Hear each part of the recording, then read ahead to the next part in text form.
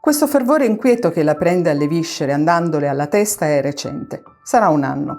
Prima Marilina credeva di essere rassegnata a non sentirsi niente di preciso. Del resto le veniva spontaneo scomparire non appena si trovava in un gruppo di più di 2 persone e dunque non aveva ragione di dolersi se poi passava sempre inosservata, come un fantasma senza consistenza.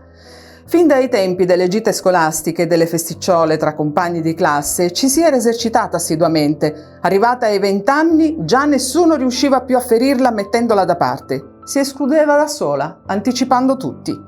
L'ha aiutata anche il lavoro che per contratto la obbliga a consegnare interi mesi della propria vita al passato di un altro. Cari lettori, ben ritrovati. Oggi vi proponiamo La bruttina stagionata di Carmen Covito. Nata nel 1948 vicino a Napoli, traduttrice e docente di filosofia. Inizia a scrivere racconti a soli 15 anni. Lavora come sceneggiatrice di fumetti e copywriter pubblicitaria con dei soggiorni in Giappone e in Spagna. Nel 1992 pubblica con Bompiani La bruttina stagionata e vince il premio Bancarella l'anno successivo. Tradotto in molte lingue, ne è stato tratto un film omonimo e un monologo teatrale con la regia di Franca Valeri e l'interpretazione di Gabriella Franchini. Marilina, quarantenne milanese, poco avvenente, bassina, cicciottella, laureata in lettere con la paura di esporsi e confrontarsi con gli studenti, si preclude l'insegnamento e perciò si guadagna la vita scrivendo tesi di laurea.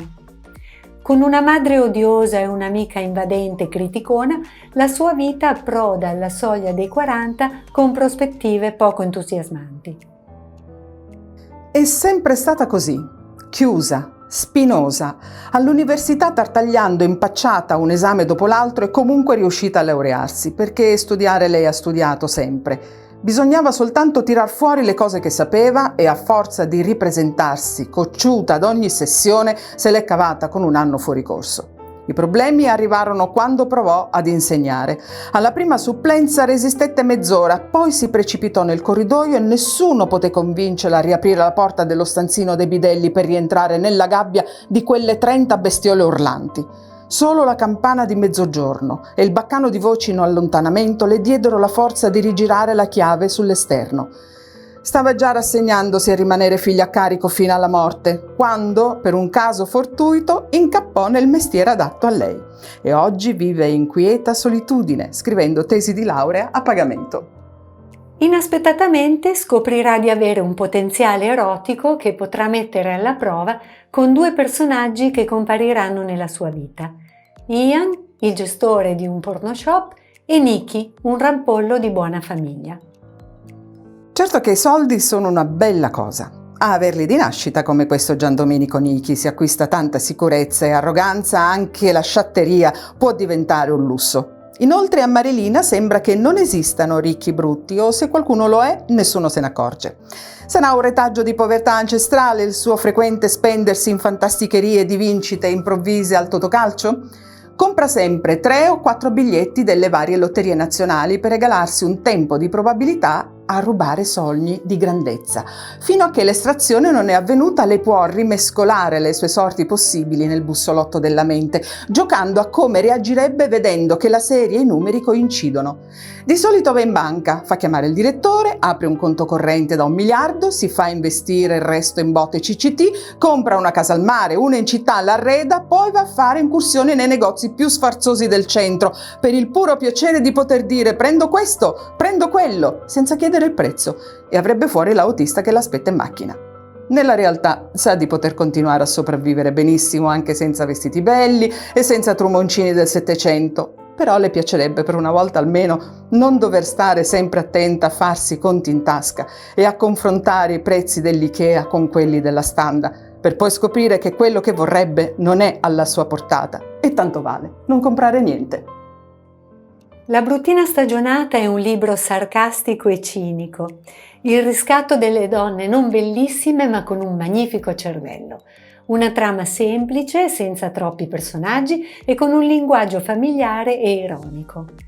Coinvolge molto il lettore il riscatto sociale di Marilina, che dopo anni di mancanza di autostima scopre un inatteso potenziale nascosto.